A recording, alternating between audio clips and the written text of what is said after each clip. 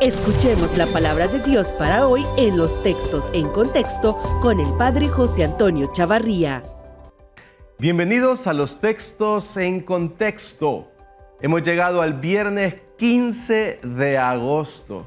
Hoy la Iglesia Universal celebra una solemnidad muy bella. Celebramos hoy la Asunción de la bienaventurada Virgen María. Nos encomendamos a la intercesión de nuestra Madre, que así como ella pudo acoger en su seno la palabra se hizo carne y habitó entre nosotros, también nosotros cada día, al dejarnos iluminar, impactar por la palabra del Señor, se encarna en nuestra vida para que nosotros nos convirtamos en una palabra viviente en el mundo. Nos ponemos en las manos del Señor. Te pedimos, Señor, que tu palabra se encarne en nosotros. Así como María, nuestra Madre, permitió que el Verbo se encarnara en su seno y así te dio luz a ti, Señor, que eres nuestro Salvador, que también nosotros podamos permitir, como María, que tu palabra se encarne en nuestro corazón para dar testimonio de ti ante el mundo. Amén. Hoy se nos propone el Evangelio de Lucas en el capítulo 11 y apenas 2 versículos, del 27 al 28. Veamos lo que dice el texto. En aquel tiempo, mientras Jesús alababa a la multitud, una mujer del pueblo gritando le dijo: «Dichosa la mujer que te llevó en su seno y cuyos pechos te amamantaron». Pero Jesús le respondió: «Dichosos todavía más los que escuchan la palabra de Dios y la ponen en práctica». Palabra del Señor. Es interesante cómo ocurre en los hechos narrados por el evangelista Lucas.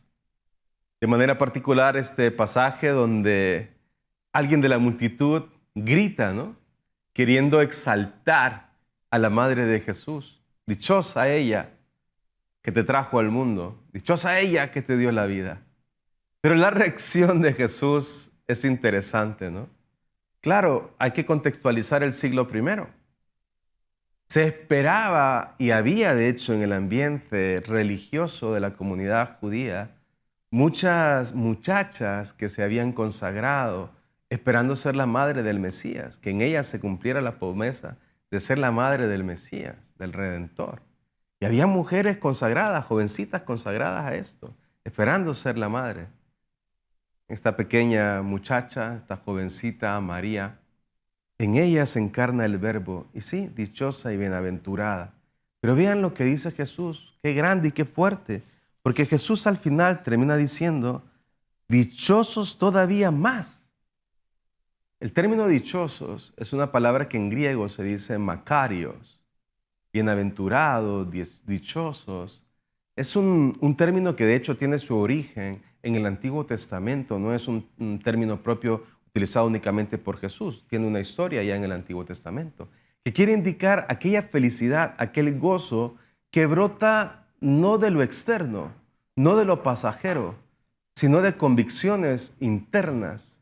Brotan en el fondo de una profunda espiritualidad y brotan de aquel encuentro con Dios. La persona que se encuentra con Dios busca hacer su voluntad, se convierte en un macario, en un dichoso, un bienaventurado.